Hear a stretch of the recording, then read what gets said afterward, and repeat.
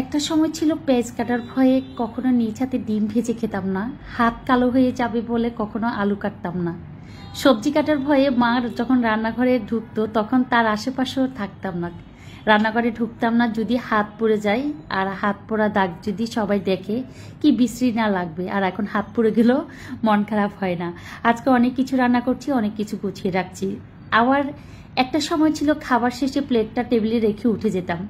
আর এখন সবাই খেয়েছি কিনা তারপর প্লেটগুলো কখন টেবিল থেকে সরাবো তা নিয়ে টেনশন করি। আর এখন কি হচ্ছে, আর এখন পেঁয়াজ কাটি, সবজি কাটি, আলু কাটি, রান্না করি, এখন সব করি। তার পাশাপাশি একটু রূপচর্চাও করি যে না, নিজেকেও ঠিক থাকতে হবে, সব কিছুর পাশাপাশি নিজেরও একটু যত্ন নিতে হবে। তো এদিকে হচ্ছে মসুর ডাল ভাটা, তারপরে হচ্ছে টমেটোর ভিতরের যে লাভাটা থাকে ওটা বা আবরণটা, আর হচ্ছে একটু মধু, একটু লেবু রস দিয়ে একটু প্যাক তৈরি করলাম। এটা হচ্ছে আমার ছোট ছেলে হচ্ছে কি আজকে স্কুল থেকে এসে ও একটু কালো হয়ে গিয়েছে ঘামিয়ে, বললো কি যে না আম্মু আমি তো এত কালো হয়ে গেছি, বলেছি প্যাক লাগাও মুখে ঠিক হয়ে যাবে।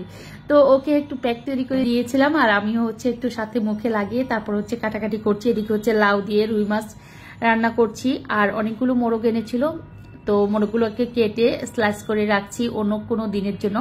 আজকে আর রান্না করছি না মোরগের মাংস, আজকে রান্না করব কিছু কই মাছ ছিল, তো কই মাছগুলো সকালে ভিজিয়ে রেখেছিলাম জাস্ট ফ্রিজে থেকে বের করে, এখন হচ্ছে ধুয়ে পরিষ্কার করে গুছিয়ে নিব। মোরগগুলো কাটাকাটি শেষ, জেসমিন নফুরকে দিয়ে ফ্রেশ করে তারপরে মোরগগুলোকে আমি নিজে ভাগ করে ফ্রিজে রেখে দিব। আর এদিকে হচ্ছে কই মাছগুলো ধুয়ে রেখেছি, ধুয়ে এখন হচ্ছে জাস্ট একটু কেচে এখন হচ্ছে হালকা ভাজি করে রান্না করব। অনেকে হয়তো প্রশ্ন করতে পারেন যে আপু আপনার কি অনেক মন খারাপ? আজকে প্রথম স্টার্টিং এ যে কথাগুলো বলেছেন কেন বললেন অনেক মন খারাপ, নাকি অনেক রেগে গিয়ে কথাগুলো বললেন? না, আসলে আজকে মার কথা অনেক বেশি মনে পড়ছিল। একটা সময় যে আসলে যখন বিয়ের আগের সময়গুলো একরকম থাকে, বিয়ের পরের সময়গুলো আমাদের একরকম থাকে। যখন বিয়ের আগে তো মা বাবার সাথে থাকি, মায়ের সাথে থাকি, তখন মা আসলে যখন পারবো না বলতাম তখন জোর করতো না, পারবো না বললে তখন এমন একটা নিজেরও অনুভূতি ছিল না যে না মায়ের সাথে কাজগুলো করি, তখন অন্যরকম একটা অনুভূতি ফিল হতো যে না ধর না করলেও সমস্যা নেই, আম্মু করবে বা আমাদের হেল্পিং হ্যান্ড আছে তারা আম্মুকে সহযোগিতা করছে, এটুকু কাজ হয়ে যাবে এমনি এমনি। আসলে আমরা যা ভাবি তা না, আসলে বাস্তবতা অনেক কঠিন। যখন যার ঘাড়ে যে কাজটা এসে পড়ে, যে দায়িত্বটা এসে পড়ে, তখন সে অটোতে বাধ্য হয়ে যায়। যেমন আমি বাধ্য হয়ে গিয়েছি, কারণ একটা সময় এত কাজ কখনো করিনি। বিয়ের আগে আমাকে হয়তো বা অনেকে দেখলে ভাবেন যে আমি সেই ছোটবেলা থেকে মনে হয় এত কাজ করতে করতে অভ্যস্ত হয়ে আজকে এখন পর্যন্ত করছি। না, এত কাজ কখনোই করিনি। বিয়ের পরে যে দায়িত্বটা নিজ হাতে তুলে নিলাম বা নিজে করতে বাধ্য হলাম বা সিচুয়েশন বুঝে নিজের পরিস্থিতিকে সামলাতে গিয়ে আজকে এত কাজে ইনভলভ হয়ে গেলাম। আসলে এগুলো একদম মন মানসিকতার ব্যাপার, মনের উপর ডিপেন্ড করে। যদি আমাকে দিয়ে কেউ করাতে ইচ্ছুক হতো, আমি যদি না করতাম তাহলে কেউ সারাদিন যুদ্ধ করেও আমাকে দিয়ে কোনো কিছু করাতে পারতো না। এগুলো একদম মনের উপর বা মন মানসিকতার জাস্ট ব্যাপার। মাঝে মাঝে রান্না করতে গেলে মাকে খুব ফিল করি, মাকে খুব মিস করি এই জন্য যে মা যখন কাজ করতো তখন কত কষ্ট করে না কাজ করতো।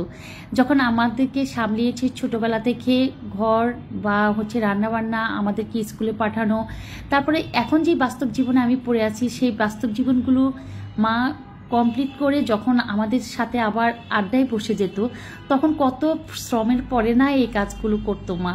তো আজকেও যখন সব সামলিয়ে এবং সব কাজ শেষ করে একটু ফ্রি হয়ে যখন আড্ডায় বসি বা সবার সাথে হইহুল্লোড়ে বসি, তখন আমি আম্মাকে খুব মিস করি যে আম্মা তো আমাদের সাথে সেম কাজগুলো করতো। আসলে মা না হলে বা মায়ের অনুভূতি যখন এখন ফিল করতে পারি তখন মাকে মনে করি যে না, মা সর্বশ্রেষ্ঠ একজন নারী ছিলেন।